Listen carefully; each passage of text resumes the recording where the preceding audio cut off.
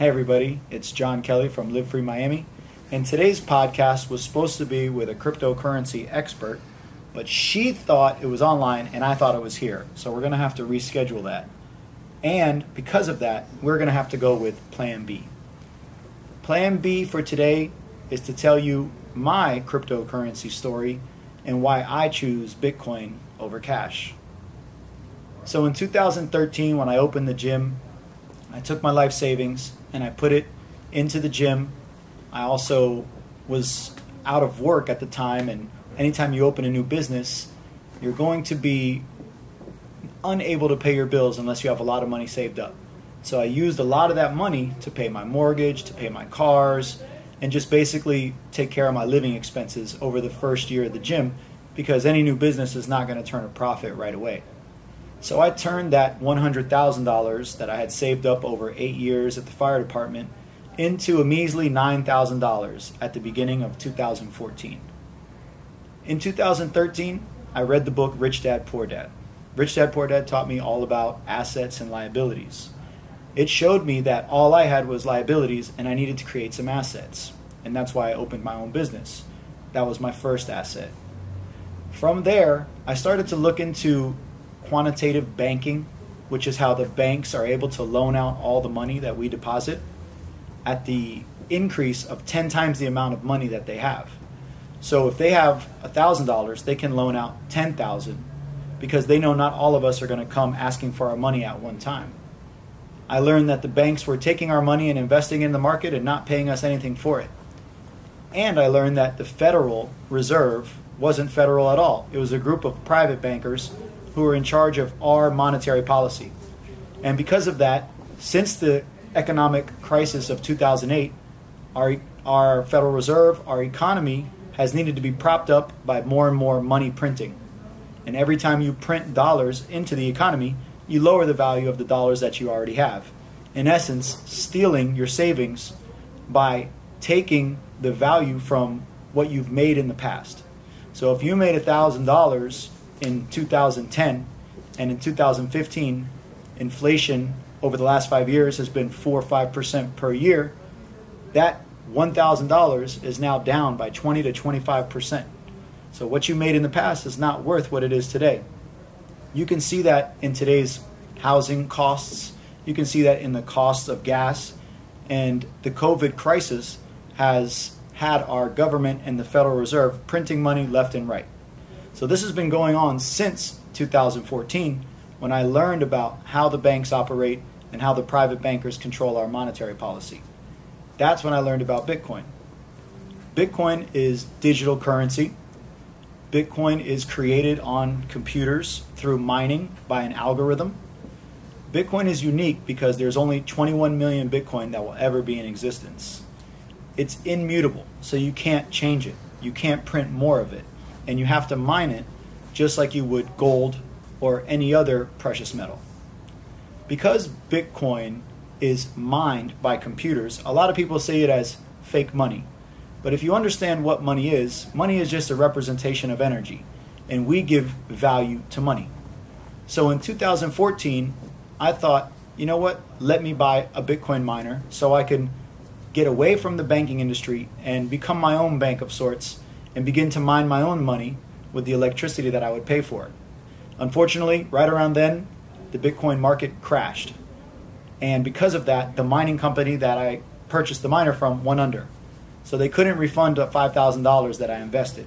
So they gave me 6 Bitcoin, because at the time, Bitcoin was roughly $1,000. I held that Bitcoin, which was $5,000 to $6,000 when I got it, all through the crash, all the way down to $250. At that point, I had some random bill that I can't even remember what it was, and I knew I had $1,200 in Bitcoin sitting in my computer wallet, so I decided to convert my Bitcoin into cash, and I sold 6 Bitcoin for about $1,250. 6 Bitcoin today is worth roughly $300,000. I missed out on about $298,000 because I didn't understand the power of Bitcoin and the power of markets at the time. So as I began to evolve as a business owner and I began to understand markets a little bit better, 2017 rolled around and Bitcoin started making headway again. It had went from $250 in 2014 all the way to over $1,000 in 2017. So I took the last little bit of money that I had saved up in the stock market and I threw it all into Bitcoin. And Bitcoin went from $1,000 all the way to $20,000 over the span of a year. I had turned $9,000 into $250,000 with various investments.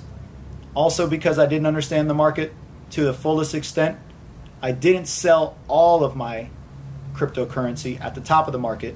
I sold a little bit on the way up and I sold a little bit on the way down, and I made profits the whole way through, but I held the majority of my cryptocurrency through the bear market of 2017. Then when 2019 arrived and the crypto market started to climb again, I remember being in Puerto Rico and seeing my Bitcoin go from 4,000 to 5,000 in one day. And that's when I knew the market had started all over again. You see, every time Bitcoin goes up, it comes back down because the markets are cyclical. It's based around something called the halvening, meaning that every 4 years, the Bitcoin algorithm changes its difficulty and Bitcoin becomes harder to mine. It cuts itself in half. So originally you could mine 50 Bitcoin. 4 years later, 25. 4 years later, 12.5. 4 years later, 6.25. Now we're at 3.75. Now we're getting to the point to where there's a supply crisis for Bitcoin. There's only so many Bitcoin and everybody wants a piece of it because they understand that scarcity and value are correlated. So as long as you have scarcity, your asset is going to go up in price. So that's why people that have a one-of-a-kind painting hold on to that asset because it goes up in value because it's one of a kind. So what I understood throughout these years and what I'm continuing to learn is that money, when it gets printed over and over again, loses its value. So if they're putting more and more money into the economy, it's losing its value. So if you have cash sitting in the bank, every time they print a dollar, you lose value. So a lot of people are worried about spending their cash on a speculative asset like Bitcoin because what they see is that Bitcoin could go up or it could go down. What you guys don't understand is if you're scared to put your money into different assets, is that your money is going down through inflation. And typical inflation is 2%. But due to all the money printing, we're going to see upwards of 10% in inflation. And not just in things like Netflix and food. You're going to see inflation in assets, in houses. If you've seen the housing market lately, the housing market has gone up tremendously. That's because that asset retains its value while the money is losing its value. If you bought a house 10 years ago for $200,000, that house is probably worth $500,000 right now. The house didn't go up in value. The dollar went down in value. In 2010, that same house that you would have bought for $200,000 cost you probably 100,000 Bitcoin. But in 2021, that house that is $500,000 is only going to cost 10 Bitcoin. So as you see over time, Bitcoin has gone up in value, the dollar has gone down in value. The dollar is a fiat currency. It's designed to go down in value. What you could buy 20 years ago with $20 is nowhere near what you would buy 20 years from with $20 right now. But if you had $1,000 of Bitcoin in 2010, you'd have millions of dollars right now. What people think is that it's too late, that Bitcoin is already too high. They can't own a Bitcoin. Well, you don't have to own a whole Bitcoin. You can own a piece of a Bitcoin. So what I like to do is take a percentage of the money that I make and I put it into Bitcoin, no questions asked. Kind of a wealth tax for me. It's called dollar cost averaging. So I average every single week into the price of Bitcoin. I bought it at 5,000, I bought it at 6,000, I bought it at 8,000, back down to 6,000, all the way up to 50,000. I'm still stacking Bitcoin every single week.